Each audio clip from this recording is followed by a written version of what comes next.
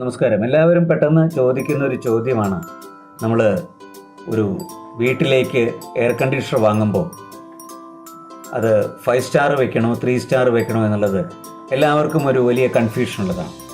നമ്മളതിൻ്റെ കണക്കുകളിലേക്ക് എടുത്തു പോയാൽ ഒരു 3 സ്റ്റാർ എ സിയുടെ റണ്ണിങ് കോസ്റ്റ് എന്ന് പറയുന്നത്, അല്ലെങ്കിൽ 6 മാസം റെഗുലറായിട്ട് ഉപയോഗിക്കുകയും 8 മണിക്കൂർ വെച്ചിട്ട് ഒരു വർഷത്തിൽ 6 മാസം ഉപയോഗിക്കുന്ന ഒരാൾക്ക് ഒരു 6 രൂപ 50 പൈസ വെച്ചിട്ട് നമ്മളൊരു ഇലക്ട്രിസിറ്റി കൺസപ്ഷൻ പെർ യൂണിറ്റ് കണക്കൂട്ടിയാൽ ഒരു 3 സ്റ്റാർ എ സിക്ക് വരുന്ന ഇലക്ട്രിക് കൺസപ്ഷൻ എന്ന് പറയുന്നത് 483 ആണ്, 483 യൂണിറ്റാണ്.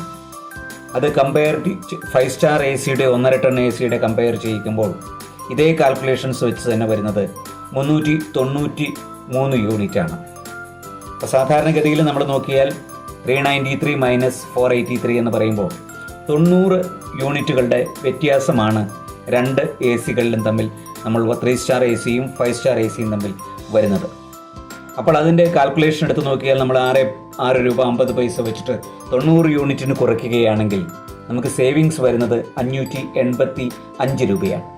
ഇനി ഇതിൻ്റെ പ്രൈസിൻ്റെ കാര്യം എടുത്ത് നോക്കിയാൽ, ആവറേജ് പ്രൈസ് എടുത്ത് നോക്കിയാൽ ഒരു 3 സ്റ്റാർ എ സിയുടെ കോസ്റ്റ് വരുന്നത് ഒരു 37,000 റുപ്പീസും, അതുപോലെ ഒരു 5 സ്റ്റാർ എ സി 1.5 വരുന്നത് ഒരു 45,000-46,000 റുപ്പീസിൻ്റെ ഇടയിലാണ്.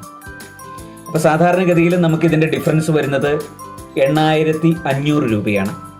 നമുക്കൊരു ആവറേജ് എടുത്ത് നോക്കിയാൽ നമുക്ക് 8,500 രൂപ നമുക്ക് തിരിച്ചു കിട്ടണമെങ്കിൽ അപ്രോക്സിമേറ്റ് 14 വർഷം എടുക്കും. അപ്പോൾ തീർച്ചയായിട്ടും നോർമൽ ഉപയോഗിക്കുന്നവർ, ഏകദേശം 6 മാസം 8 മണിക്കൂർ വെച്ച് ഉപയോഗിക്കുന്നവർ തന്നെ എന്തു വന്നാലും better to go for a 3 star A C. അതാണ് ടെക്നിക്കലി എനിക്ക് നിങ്ങൾക്ക് അഡ്വൈസ് തരാനുള്ളത്. Have a nice day. Thank U.